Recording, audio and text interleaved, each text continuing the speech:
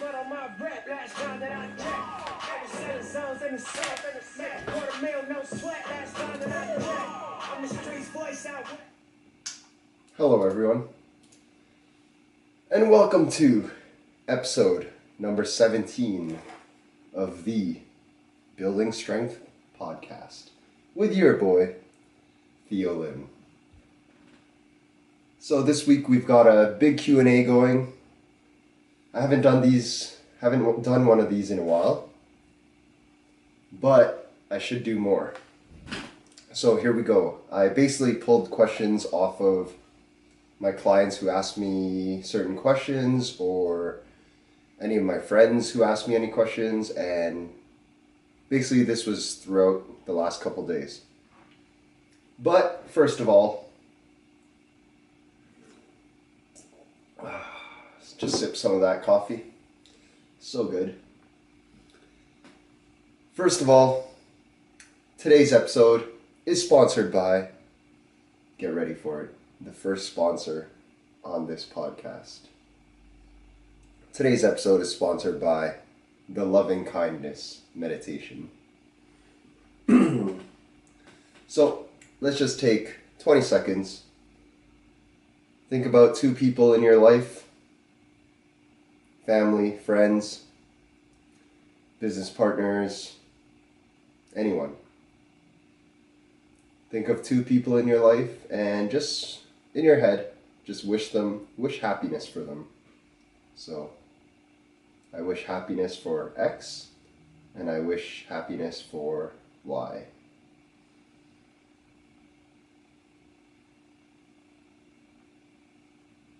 Everyone good? Feels good, doesn't it? So, the Loving Kindness Meditation, our sponsor. All right, let's jump into it. So, we have a Q&A this week. Question number 1. How do you help someone start out at the gym and help them understand that the basics are important? My girlfriend wants to follow routines from Instagram profiles that she follows, but I think that they might be too advanced for her. She doesn't know how to stay tight and control her body that well yet. Any tips? All right. So this is a really good question. It's definitely something that I've struggled with in the past with my current girlfriend and just people in my life in general. It's always hard to get beginners started and started in the right way. Honestly, I don't have a great answer for this. It's really, really hard, especially when you're that person's partner.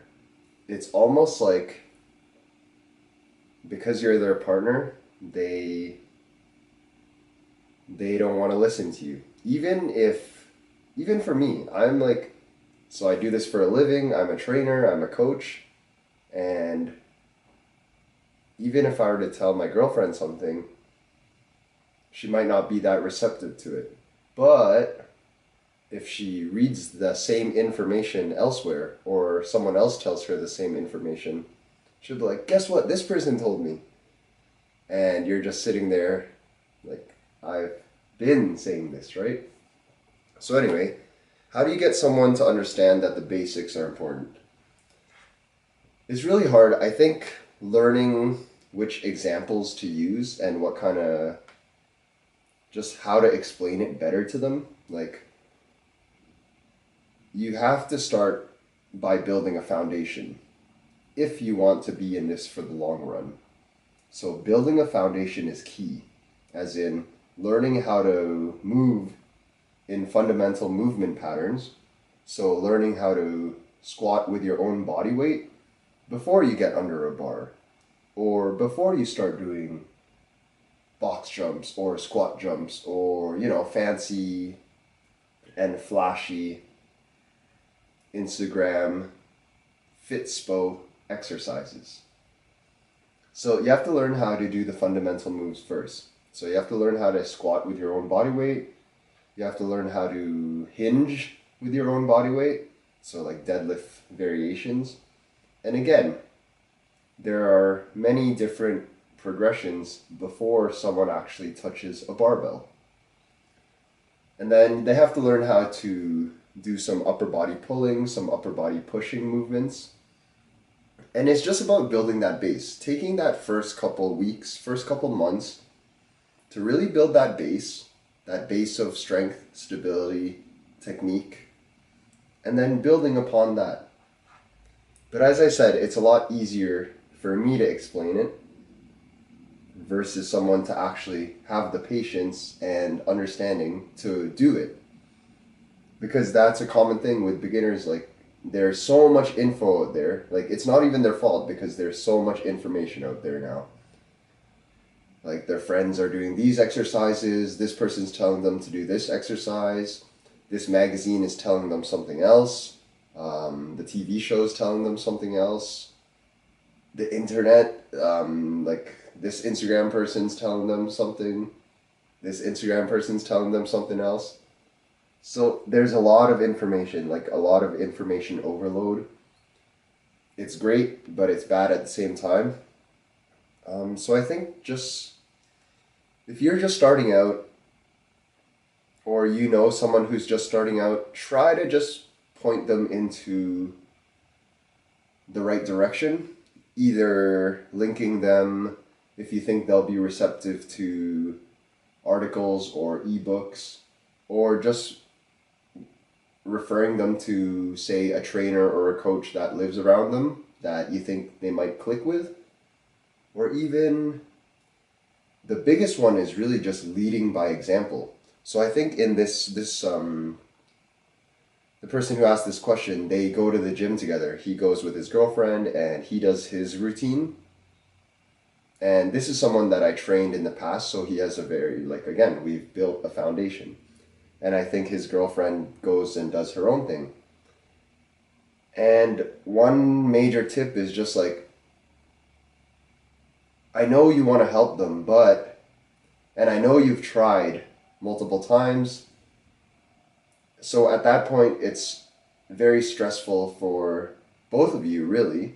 Very stressful and very energy and time consuming. So at a certain point, you kind of just have to let them do their own thing. But the biggest thing you can do, the biggest thing all of us can do, is lead by example. I heard this recently in someone else's podcast and I really enjoyed it. There's only one way to lead, and that's leading by example. And eventually, the person or other people will come around. It's like that other saying, when you first start out and you know you're doing the right thing, people might look at you and laugh at you, wonder why you're doing those things. But if you just continue to do those things correctly and you stick with it and you show results, then those same people will end up asking like, oh, how did you do that? How did you get there? So, as I said, as I preface this, I don't have a great answer. I have a next question here that's going to relate to this. I think anytime you're dealing with a partner, your girlfriend, your wife, your spouse, it's always so hard to get through to them. It's like it's a tough dynamic because of that relationship you have with them. So if any of you guys out there have had success with like getting your partner to start exercising or to start eating well, I would greatly appreciate hearing from you. So shoot me a message on Instagram. Let me know like your personal experience with getting your partner into fitness, into managing their own health. So that was question number 1. Thank you for asking that. That's a great question. Question number 2. Very similar. I want my partner to eat and train like me. He's pretty resistant to it though. What can I do?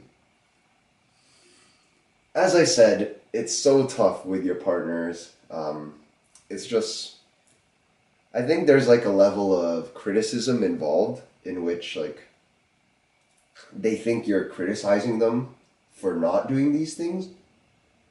And most of us have like good intentions. Like when I tell my girlfriend, like I know you would feel better, like physically, but also mentally, emotionally, if you exercise. Um, like, and it's always coming from good intentions, but there's a certain point, like I've been there, where you're almost like nagging them about it, like always nagging them. And I don't know, it's so tough to get them. It's so tough to get them into it. I personally don't even bother. Like the way I approach it now with friends, with family, is that if they ask for help, I'll help them. I'll give them like a couple actionable things that they can do, and I'll, legitimately try to help them. But here's a kicker. If I've tried once or twice or three times, after that, I won't try anymore. I think it's very stressful, as I said earlier, very stressful, very energy consuming, very time consuming to try to get other people to do something. So my general tip for that is, okay, try as hard as you can. Be very nice about it. Be very like considerate about it. But at a certain point, if you're not getting through to them, save your energy, save your time for yourself, and again, just lead by example. Like, it's fitness, health, it's one of those things that always takes a backseat in people's lives, right? And they only ever get into it when it's truly necessary. Like, they reach a certain breaking point, whether their health is in jeopardy or whether they just feel like complete trash physically and mentally. And I think it's only then that people take action. So it's unfortunate, it really is, but from being in this industry for many years now, it's like try your hardest to do your best, but at a certain point you're not going to get through to them. So just save your energy. Save that stress. So again, if you guys out there have had success, please, please, please share with us, share it with me, and I'll share it with everyone else. Like I always wonder when I see couples who they both exercise, they're both into health and fitness, and I'm always wondering like, did you meet them and you were already both into it, or was one person into it and they were able somehow to get the other person into it? Like, I always wonder how that happens. So if you guys out there, you guys train or share this lifestyle with your partner, please share. I really, really, really want to know. I personally haven't had much, I guess, success in this realm, like getting my partner to be as into it as I am. But again, as I said, that's okay. Like, some people are just they're just gonna do it in their own time. All right, question number 3. Quick coffee sip, 1 second. And let me do a quick breath check. You guys breathing? Breathing through the nose?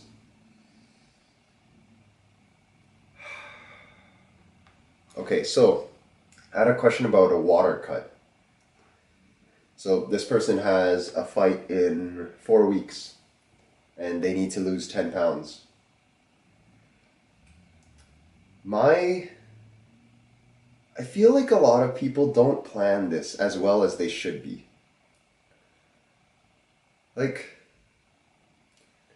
if you're 4 weeks away, and this is a bit different because this isn't just one single event. I think he's doing a Muay Thai tournament, so it's like multiple days where if he wins his first fight and he has a second fight the next day, he still has to be he has to weigh in again for that second fight. And if he wins again, he'll have to weigh in again for the third and fourth and fifth fight. So this is actually like super difficult, because it's different if you just need to cut for one event, right? Excuse me, guys. If you just need to cut for one event, it's a different story. Like and say there's a 24-hour weigh-in, you can easily cut 10 pounds of water in a week or less. So if that's the case, if you just have one event, first of all, you should be planning 8 to 12 weeks ahead, trying to get as close to that weight as you can, or as close to the weight that you need to cut water from. So say you're 10 pounds away from your weight, you should be planning 8 to 12 weeks ahead to try to get to, say, within 5 pounds of your weight. And that's doable. That's perfectly doable. Just with attention to your diet and cleaning things up, I don't see much of a reason why someone shouldn't be able to do that. So first of all, get as close to the weight as you can, and then if you need to, cut the water. And if it's a 24-hour weigh-in, a severe water cut is pretty doable. It's a different story if it's a 2-hour weigh-in, because if it's a 2-hour weigh-in, you're not going to have the time to replenish your body after the weigh-in as much as you would if there was a 24-hour weigh-in. So this person's got multiple days where he needs to weigh in at that weight, which is extremely difficult. I've actually never heard of this until now. So if that's the case, you need to be at that weight. Like, you can't rely on a water cut, because you can't water cut 10 pounds and continue to stay that depleted for multiple days while you're trying to perform optimally.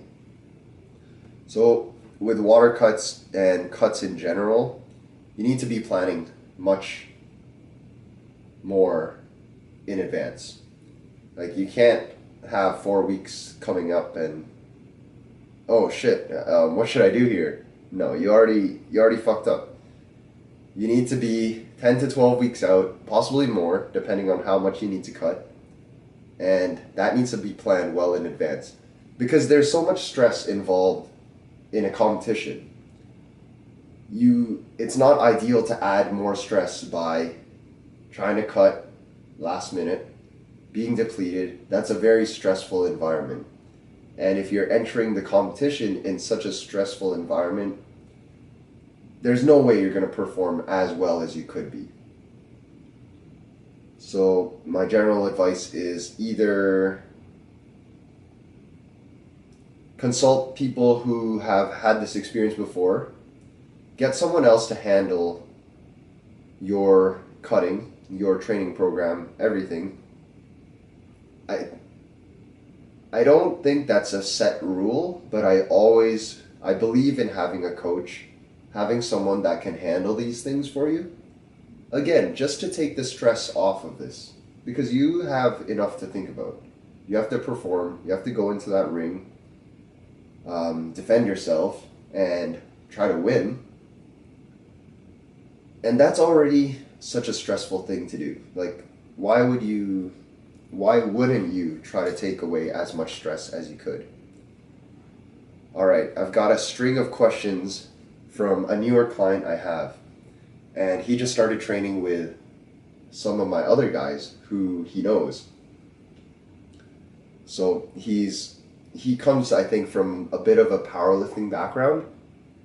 So he's wondering why I don't do much barbell benching in my programs. And it's because I do a lot of dumbbell benching. I do dumbbell incline, dumbbell flat, dumbbell shoulder presses. A lot of bodyweight movements like push-ups and dips are one of my main upper body push exercises. So he's wondering how come I don't do much barbell bench. Honestly, it's mostly because it takes up so much time. As in, if someone's fairly strong, the barbell bench is going to require anywhere from 2 to 5 warm-up sets. Maybe 2 to 4 warm-up sets. with dumbbell benching, you can get away with one or two warm-up sets.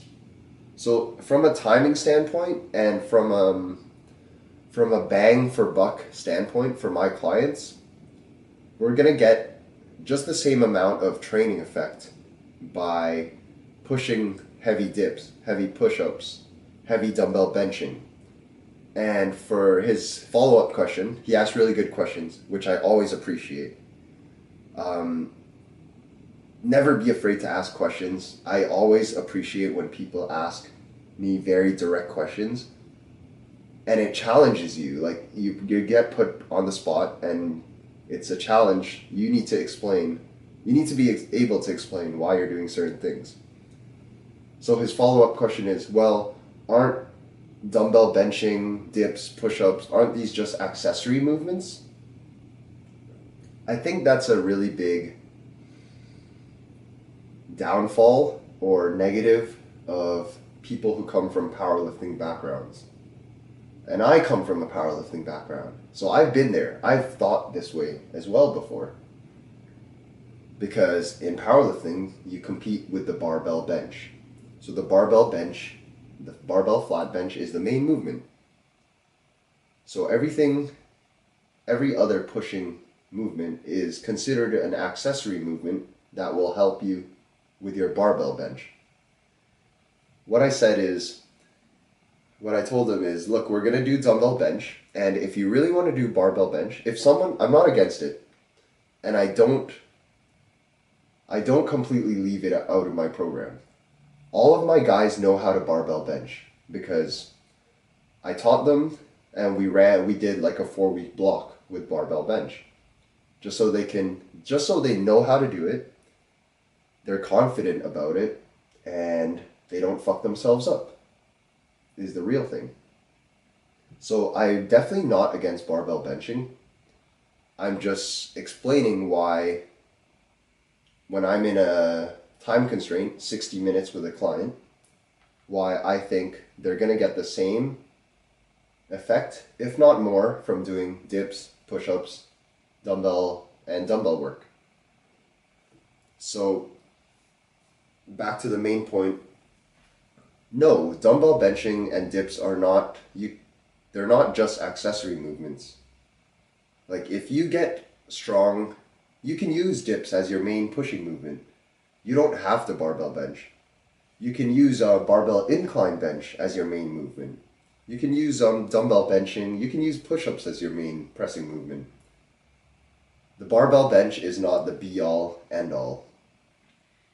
It is if you're competing in powerlifting, but most of my people are general population. So think about it. If you get stronger on the dumbbell bench, say you put 10 pounds on your dumbbell bench, or 15 pounds, and you go back to doing barbell bench, you're gonna be stronger. Same with if you get stronger on dips.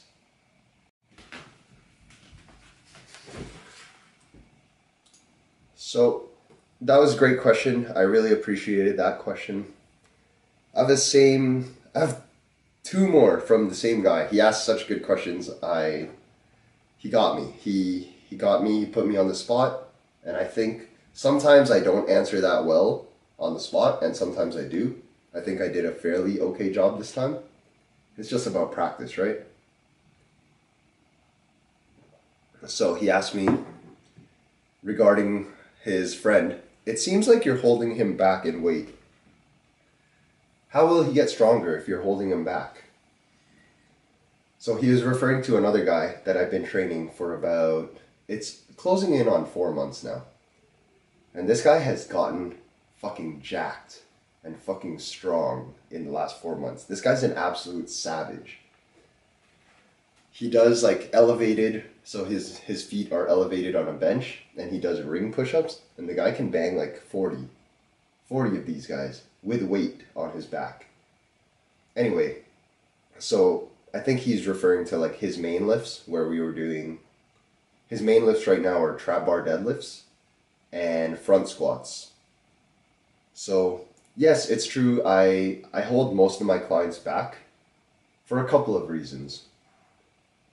Reason number one being, it comes back to what I was talking about last week, auto-regulation. As in, most of these people have other things going on in their lives. In this guy's case, so these guys are all Muay Thai fighters, and this guy trains other people as well. So he's holding pads for other people throughout the week, training clients, and then getting in his own fight training. So he only trains with me twice a week. We just do strength training and a bit of conditioning. So generally when I base what I do with people's weights, so I take their estimated 1 rep max, and then I use 90% of that number. So that becomes our training max. And then I base the percentages off of this training max. So basically, if a program calls for 80% of his 1 rep max, we're usually never actually doing 80% of his max. We're doing 80% of his 90% of his max, if that makes sense.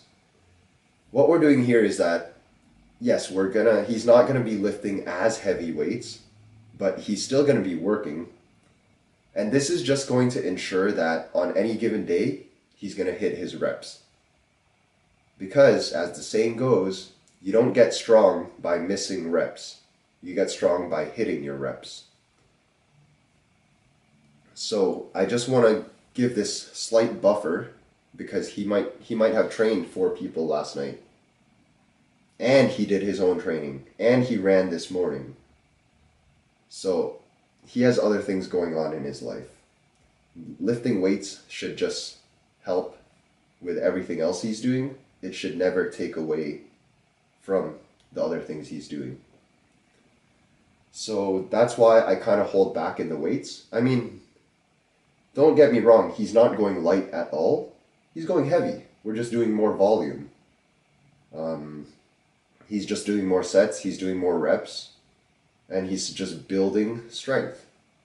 Like, if I look back on his numbers from 4 months ago to his numbers now, there's no doubt that he got stronger. If you look at his physique now and his performance now versus 4 months ago, huge difference. So in terms of holding clients back, I think as a coach, it's important to, obviously you want to get them better, but you never want to hurt them. Like, if there's another saying, like, the success of a coach, don't look at their results, look at their injury rate. Have a lot of their clients gotten injured? That's going to tell you something about that coach and their programming and how they approach the training, right? So, and as I said, as I told them, so this particular person trains pretty much every day, whether that's running, whether that's skill work, pad work, and then now there's strength training. Like, he's not like me or this other person that was asking the question, where we generally just lift weights. If you just lift weights, yeah, you can pretty much go ham and like not have to worry too much about recovery. You just have to recover from lifting weights. But if you lift weights, and if you run, and if you do rock climbing, and if you do Muay Thai as well, you have to recover from all of that. So always playing it safe, not missing reps, that's always going to result in progress. So then he asks, how will I get stronger if we don't touch heavier weights? So again, this is coming from the powerlifting background where 1 rep max, 2 rep max, 3 rep max. This is what's considered heavy weights. But we are doing heavy weights. And this guy's lifting heavy as fuck every single day. He's just lifting heavy in the, say, 6 to 8 rep range. or he's lifting heavy in the 8 to 10 rep range. Like, it's still heavy, it's just not heavy enough that his form's going to break down. And again, these guys are, although they're highly conditioned and they're very in shape, their training age for strength training is fairly low. Like, up until 4 months ago, these guys have never taken on an actual strength training program. So they're still very much in the beginner phase in terms of learning technique. Because when you start learning technique, there's so much to think about, right? I think just now they're getting into a place where they don't have to think about, they just don't have to think about like tightening up the lats, bracing the core, corkscrewing the feet. These things are becoming a bit more natural, but at the same time, they're still working on it, and there's a lot of work to be done in that department. And this goes back to, like, this is why I tend to stray away from heavy twos, heavy threes, because of their training age. They're not in a place yet where I'm comfortable getting them under the bar and hitting like a 2 rep, very heavy 2 reps. We might hit 2 reps, but I know for sure there's 1 left in the tank, or there's 2 left in the tank. Because we're not in a place where I think they're able to say the weight gets really heavy and form could break down at that weight. I don't think they're at a point yet where there's enough awareness and enough awareness to be like, oh shit, this is going to be really heavy. I need to brace really hard for this. And then still execute it to the best of their ability. I think there's a certain amount of reps that needs to be done before you're really comfortable with a certain movement, right? So I just don't think they're there yet.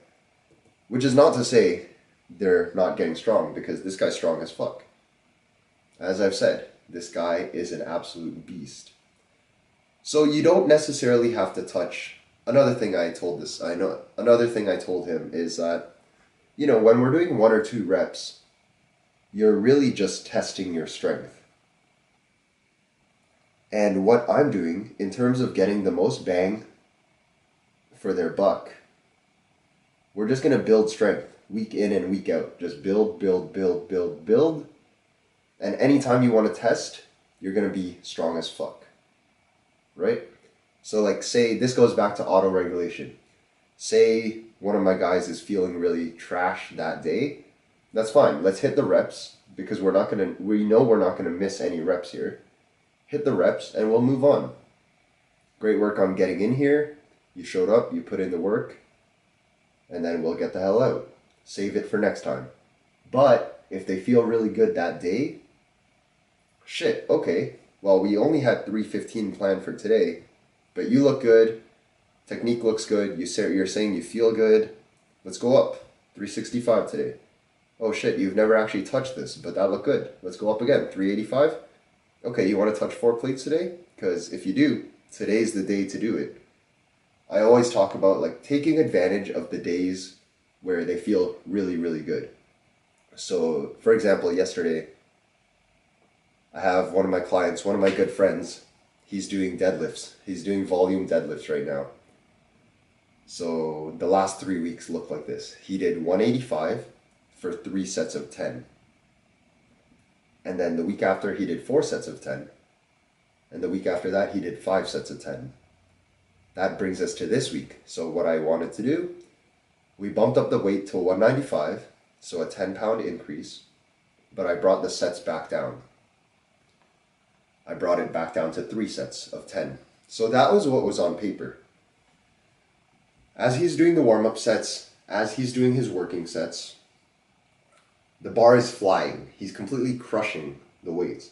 So I'm like, okay, you did 195 on the first set. Let's try 210 on the second set. Still flying.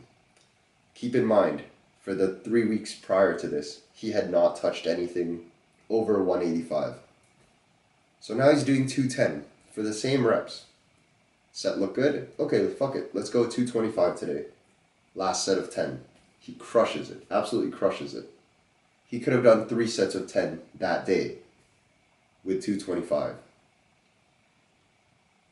But just because he did 225 for 1 set of 10 that day doesn't mean that I'm going to bump him up to 3 sets at 225 next week. That was just a good day, and we took advantage of that good day. That's fine. He might have a really shitty day the next time, though. You never know. That's why you have to program accordingly. So, last question right here. I won't be able to train for 2 weeks. I got a tattoo. And I guess you don't want to sweat as much when you get a new tattoo. So I can't train for 2 weeks. Will I lose all of my gains? I laughed. I laughed so much at this. No. Well, it depends. The answer is always, it depends. But anyway, I told her no. Like, it depends. So, shit, sorry guys. So, it depends. It always depends. For this person, I knew she had just started working out a couple weeks ago. Well, it's probably going to affect you, but what can you really do about it, right? I mean, like, keep moving, do as much as you can, but obviously don't fuck up your tattoo. Do as much as you can, you'll be fine. It always comes back to how big of a base have you built. So I gave her an example. For example, if I personally have 300 weeks of training piled up, week in, week out, for years, right? Say I have 300 weeks of training piled up. What's 2 weeks going to do to me? Yeah, I might feel it. I might feel kind of bad. Might feel out of shape for 2 weeks. But you're just going to get right back into it. You have 300 weeks behind you. 2 weeks is nothing. But if you only have 7 weeks of training in you, yeah, 2 weeks might affect you. If you only have 4 weeks of training under you, yeah, 2 weeks is going to fuck you up. You're going to go back to where you were before you started training, which is fine. Just get back into it after, right? So that's why long-term consistency always wins. You just want to pile on those weeks. It's like a house. Every single workout is a brick. Every workout, you lay another brick down.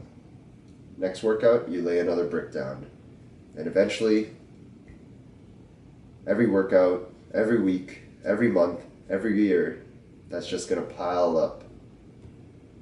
And as they say, the person who can stay in the gym the longest, not just with one workout, I mean, the person who doesn't get injured, the person who doesn't stop, the person who doesn't quit, the person who doesn't give up, the person who can stay in the gym the longest is the one who's going to make the most progress in the long run. I'm going to leave it at that. I hope this episode was helpful. As always, thank you guys for listening. I really appreciate it. If you haven't subscribed, subscribe to the damn podcast. If you're on iTunes, I really appreciate if you left a 5-star review. Thank you guys so much. Have a great week. Wish for that happiness. Don't forget the loving kindness meditation, guys. Until next week. Peace.